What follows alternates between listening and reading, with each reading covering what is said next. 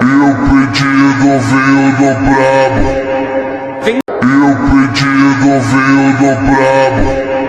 Vem dançar com a gente. Veio do Talibã. भाई लोग, अभी जो आपने देखा वो सिर्फ एक झलक थी। असली एडवेंचर तो अब शुरू होने वाला है। अगर जानना है कि ये खतरनाक जगह कहाँ है और हम वहाँ तक कैसे पहुँचे तो वीडियो को आखिर तक जरूर देखना। मैं हूँ शिवा और आप देख रहे हैं शिवू व्लॉग 98 चैनल। तो बिना टाइम वेस्ट किए चलिए शुरू करते हैं। हल्की हल्की बारिश के बीच हमारा सफर लगातार जारी था।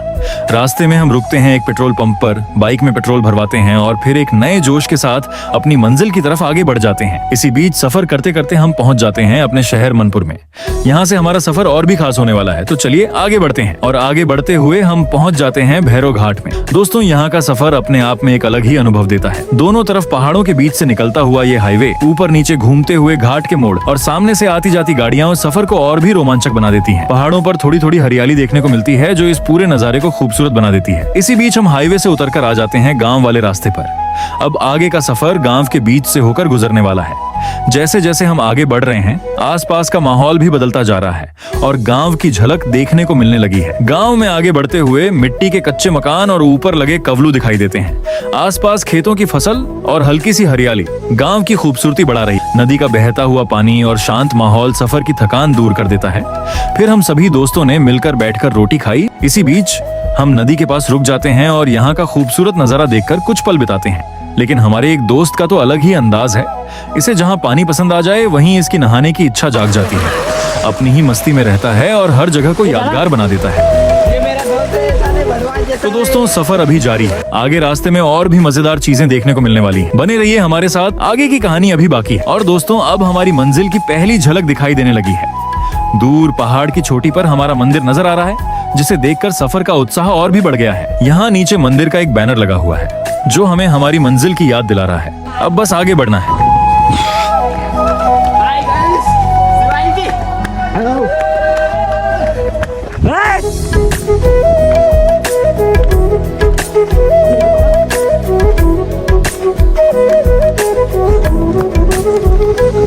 मंदिर तक पहुंचने के जोश में हम आगे बढ़ते रहे, लेकिन लगातार चढ़ाई के बाद अब सांसें भी फूलने लगी थीं।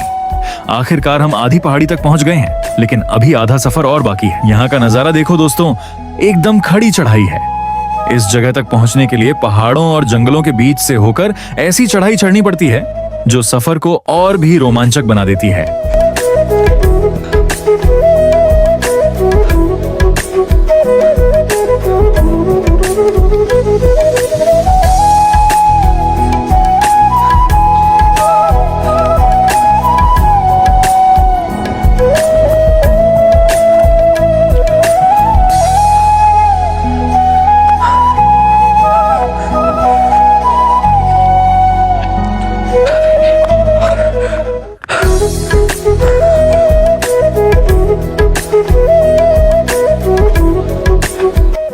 आखिरकार हम ऊपर पहुंच ही गए दोस्तों। यहाँ का नजारा देखकर सारी थकान दूर हो गई। ठंडी ठंडी हवाएं चल रही थीं। चारों तरफ खूबसूरत पहाड़ों का दृश्य था और ऐसा लग रहा था जैसे मन को सुकून मिल गया हो। लेकिन ऊपर पहुंचने के बाद पता चला कि आगे का रास्ता भी आसान नहीं है। रास्ता बहुत ही संकरा था। दोनों तरफ गहरी खाई और बीच में से होकर हमें आगे बढ़ना था। यहाँ का रास्ता देखो दोस्तों, पहाड़ों के बीच से निकलता हुआ ये छोटा सा रास्ता और चारों तरफ फैली हल्की हल्की हरियाली इस सफर को और भी खास बना रही है। दूर पहाड़ी पर हमारा मंदिर दिखाई दे रहा है, जिसे देखकर अब आगे बढ़ने का जोश और भी बढ़ गया है। चारों तरफ ऊंचे ऊंचे पहाड़ और शांत वातावरण इस जगह को बेहद खूबसूरत बना रहे हैं। तो दोस्तों, आपके इंतजार की घड़ी अब खत्म हुई। जिस मंदिर की झलक देखने के लिए हमने इतना लंबा और मुश्किल सफर तय किया, अब आपको उसी मंदिर के दर्शन करवाने वाले हैं। लेकिन उससे पहले एक बार ऊपर से चारों तरफ का नजारा देखो। ऊंचे ऊंचे पहाड़, शांत वातावरण, ठंडी ठंडी हवाएं और प्रकृति की खूबसूरती मन को एक अलग ही सुकून दे रही है। ऐसा लग रहा है जैसे सारी थकान पल भर में दूर हो गई हो। बस थोड़ी देर और हमारे साथ बने रहना, क्योंकि अब आपको इस खूबसूरत जगह के मंदिर के दर्शन भी करवाने वाले हैं। तो दोस्तों, आपके इंतजार की घड़ी अब खत्म हुई। ये रहा वो मंदिर जिसके लिए हमने इतना लंबा और मुश्किल सफर तय किया था। जंगल और पहाड़ों के बीच इस शांत और खूबसूरत जगह की छोटी सी पहाड़ी के ऊपर विराजमान है भोलेनाथ बाबा की पवित्र शिवलिंग। चारों तरफ फैले पहाड़ प्रकृति की खूबसूरती, ठंडी ठंडी हवाएं और शांत वातावरण इस जगह को और भी खास बना देते हैं। यहाँ आकर मन को एक अलग ही सुकून और शांति का एहसास होता है। सच में इतनी मेहनत और इतनी दूर का सफर तय करने के बाद बाबा के दर्शन करके सारी थकान दूर हो गई। दोस्तों, मेरे पास अभी ड्रोन कैमरा या ऐसा कोई सेटअप नहीं है जिससे मैं इस जगह के इतने खूबसूरत एरियल शॉट ले पाऊं। इसलिए मैंने आपको इस जगह का एक ड्रोन शॉट दिखाने के लिए एक वीडियो क्लिप जोड़ी है। ये वीडियो गर्मी के समय की है, जबकि हमारा सफर बारिश के मौसम में था। लेकिन इस ड्रोन शॉट से आप इस जगह की खूबसूरती और चारों तरफ फैले पहाड़ों का अंदाजा लगा सकते हो। दोस्तों, ये है खापरिया बाबा गोरखपुर मंदिर। जंगल और पहाड़ों के बीच इस पवित्र जगह को आज जो पहचान मिली है, उसके पीछे एक इंसान की कड़ी मेहनत, लगन और आस्था छुपी हुई है। इस मंदिर और यहाँ शिवलिंग की स्थापना के लिए हमारे बीच के हमारे भाई पप्पू दांगी और उनके दोस्तों ने मिलकर बहुत मेहनत की है।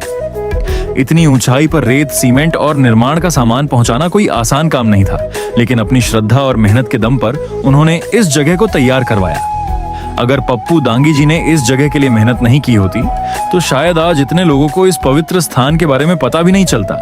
लेकिन आज उनकी मेहनत और विश्वास की वजह से दूर दूर से लोग यहाँ खापरिया बाबा के दर्शन करने आने लगे हैं। ऐसे लोगों की मेहनत और भक्ति को दिल से सम्मान करना चाहिए, जिन्होंने एक सुनसान जगह को आस्था और विश्वास की एक खूबसूरत पहचान बना दिया। और दोस्तों, मैं आने वाले सभी श्रद्धालुओं से एक छोटी सी विनती करना चाहूंगा कि अगर आप भी यहाँ दर्शन करने आते हैं तो मंदिर के निर्माण और आगे के विकास के लिए अपनी श्रद्धा अनुसार थोड़ा सहयोग जरूर करें। आने वाले समय में यहाँ एक बड़ा मंदिर बनाने का प्रयास किया जा रहा है और पहाड़ी का जो रास्ता है वह काफी संकरा है, जहाँ सुरक्षा के लिए रेलिंग लगाने की भी जरूरत है। इन सभी कार्यों के लिए अगर आप अपनी इच्छा और श्रद्धा से कोई भी मदद करना चाहते हैं तो आप पप्पू दांगी से संपर्क कर सकते हैं। उनकी आईडी और नंबर मैं वीडियो के कैप्शन में दे दूंगा। आपकी छोटी सी मदद भी इस पवित्र स्थान को और बेहतर बनाने में बहुत बड़ा योगदान दे सकती है।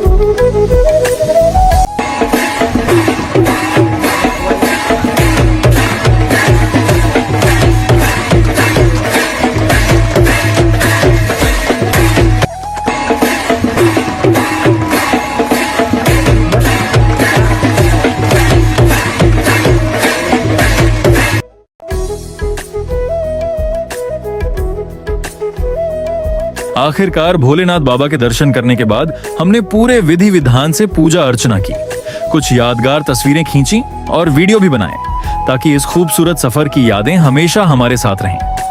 पहाड़ों की ऊंचाइयों से दिखाई देता मनमोहक नजारा, चारों तरफ फैली हरियाली और ठंडी ठंडी हवाएं इस पल को और भी खास बना रही थीं। लेकिन अब वापस लौटने का समय हो चुका था। भारी मन से इस खूबसूरत जगह और इन मनमोहक पहाड़ों को अलविदा कहकर हम अपने घर की ओर निकल पड़े। इस सफर की यादें और बाबा का आशीर्वाद हमेशा हमारे दिल में बसे रहेंगे। इसके बाद हम पहाड़ी के नीचे आ जाते हैं और इसी बीच एक नदी के पास रुक जाते हैं। यहाँ सभी दोस्तों ने मिलकर सेव परमल खाया और थोड़ी देर आराम किया। सफर की थकान के बीच दोस्तों के साथ ये छोटा सा ब्रेक भी काफी मजेदार रहा। दोस्तों, अगर आपको हमारा ये सफर और वीडियो पसंद आया हो तो जिस भी सोशल मीडिया प्लेटफॉर्म पर देख रहे हैं वहां कमेंट करके जरूर बताना कि वीडियो कैसी लगी। अगर यूट्यूब पर देख रहे हैं तो चैनल को सब्सक्राइब जरूर करना और इंस्टाग्राम पर देख रहे हैं तो फॉलो जरूर करना। आपका सपोर्ट हमारे लिए बहुत मायने रखता है। तो दोस्तों, आज के लिए बस इतना ही।